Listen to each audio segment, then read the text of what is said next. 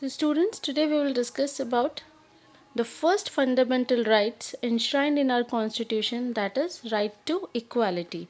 This right is very important for any citizen, and especially if we talk about India. So Indian perspective में तो इस right का और ज़्यादा significance है. Why?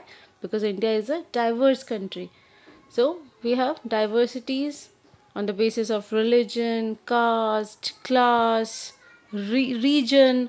So अगर हम बात करें इंडिया की जोग्राफी की तो रीजनल डिस्पैरिटीज़ बहुत ज़्यादा हैं. देन कास्ट बेसिस डिस्पैरिटीज़ बहुत ज़्यादा है. And specially during our independence struggle and even after independence जो कास्ट बेसिस जो डिफरेंसेस है इंडिया में, specially the discrimination faced by the lower caste groups, then religious जो frictions है between Hindu and Muslims. So right to equality is very important so that कि specially जो underprivileged group है, specially जो minorities हैं, उनको एक security मिले और वो इंडिया में safe feel करे that we will be treated equally. So in this way we can say that right to equality is very important. So right to equality tries to do away discriminations on the basis of caste, creed, color, sex, religion or place of birth. So on all such basis, right to equality ensures that no discrimination will take place. Now this right is very important because our society did not practice equal access in the past. So as we all know कि past में चाहे untouchability की practice हो, चाहे women के साथ जो attitude था, मेल डोमिनेंस जो हमारे सोसाइटी में, our society was a patriarchal society. So women were not given equal participation in the system. So in the past all such discriminations were continuously present in our society. So this is the reason कि जो constitution makers थे, they have that common consensus कि right to equality हमें India में establish करना है, so that कि जो ये discrimination चला आ रहा था past में, उसको हम लोग क्या कर सके, रोक सके.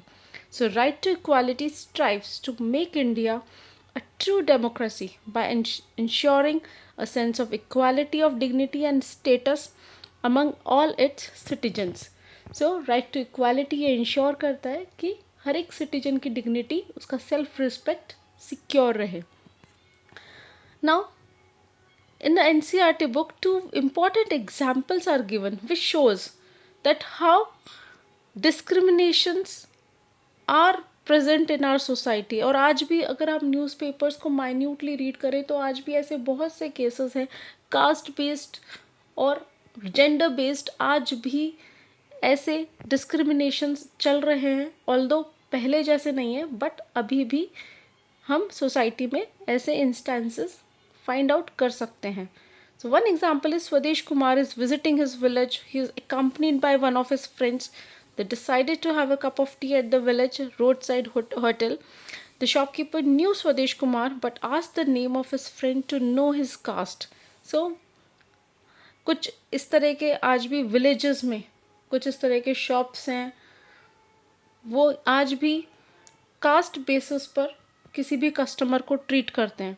So after this the shopkeeper served tea to Swadesh Kumar in a nice mug while his friend was given tea in an earthen cup because he was Dalit. So this shows कि caste based discrimination हमारे India में कितना ज़्यादा है. Then second example, an order is served to 4 news readers of a television channel that they would no longer read the news on screen. They are all women. The reason given is that they are above the age of 45.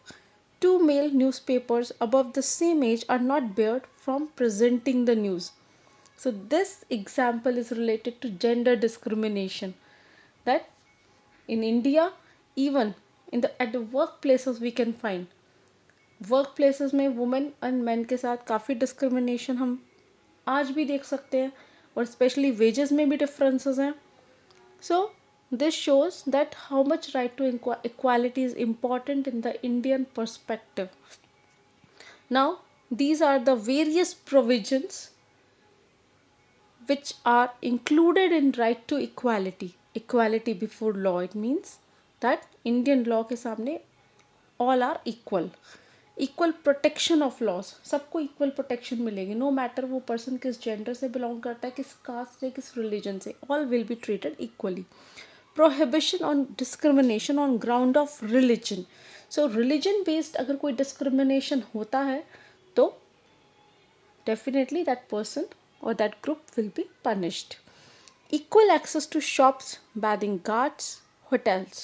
So past में specially जो before independence जो era है और after independence में भी जो starting के जो डिकेड्स थे उस समय ये जो प्रैक्टिस थी वो बहुत ज़्यादा एविडेंट थी कि शॉप्स पे, होटल्स में कास्ट बेसिस एक्सेस होता था, अपर कास्ट को अलाउ होता था, लोअर कास्ट को अलाउ नहीं होता था. So to restrict such kind of practice this provision is included. Now equality of opportunity in employment. So employment में भी सभी को equal opportunity दी जाएगी. Abolition of titles.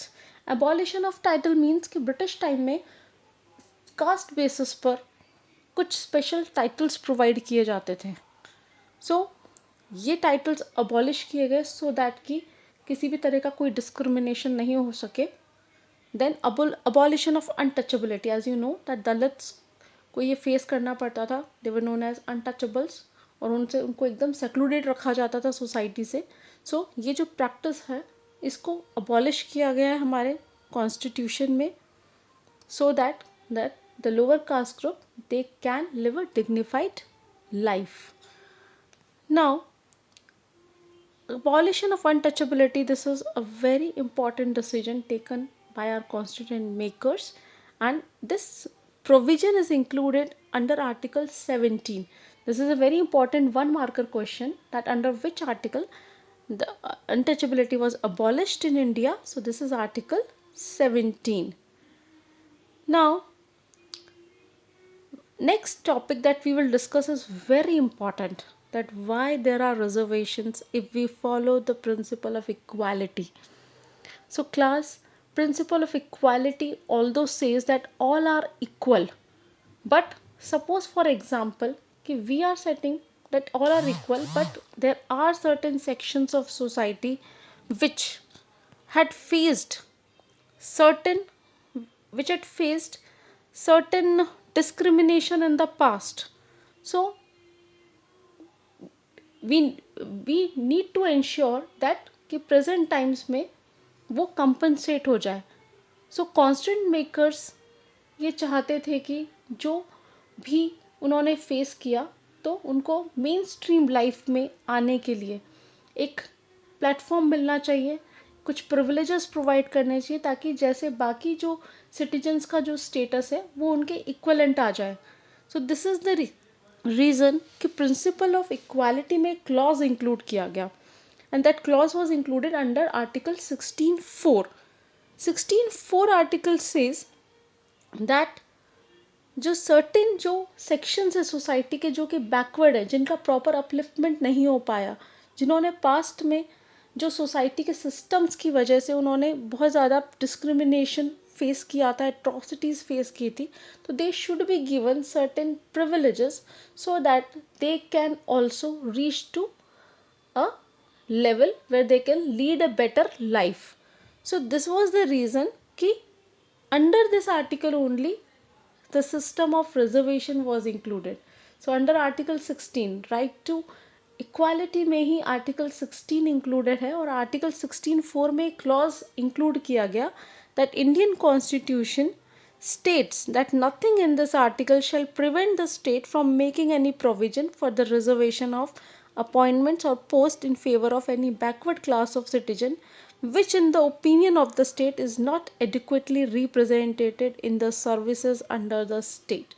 So article 16(4) यह अलाउ करता है लीडर्स को, पार्लियामेंट को, कि अगर कोई भी ऐसा सेक्शन स्पेशली बैकवर्ड सेक्शन अगर प्रॉपरली रिप्रेजेंटेड नहीं है तो उनके लिए स्पेशल प्रोविजन किए जाए, और आर्टिकल और राइट टू इक्वालिटी उस चीज़ को रिस्ट्रिक्ट नहीं कर सकता.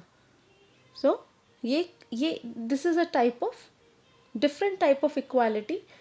हम कहते हैं कि सबको इक्वल कर सकते हैं, लेकिन इक्वल करना पॉसिबल नहीं है. अगर कोई ऐसा सेक्शन है जो कि बहुत ज़्यादा बैकवर्ड है तो उनको मेन स्ट्रीम में लाने के लिए हमें राइट टू इक्वालिटी में भी कुछ चेंजेस करने पड़ेंगे.